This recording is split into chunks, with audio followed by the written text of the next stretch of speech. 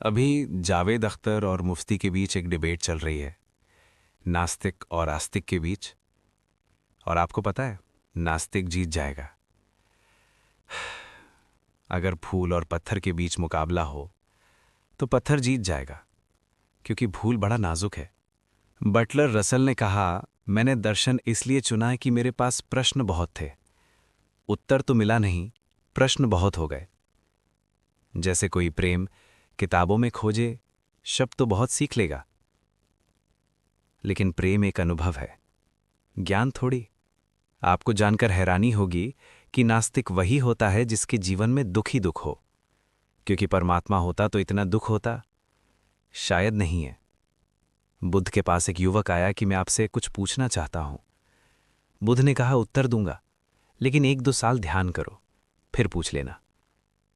फिर उसने कभी ये बात ना उठाई, क्योंकि अब वो शांत हो गया, क्योंकि सारे प्रश्न अशांत मन से पैदा होते हैं।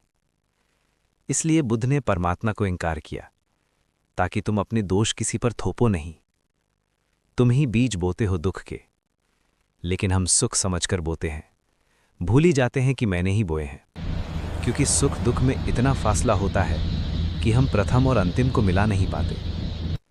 ये कोई भगवान की लीला नहीं, तुमने ही रचाई है।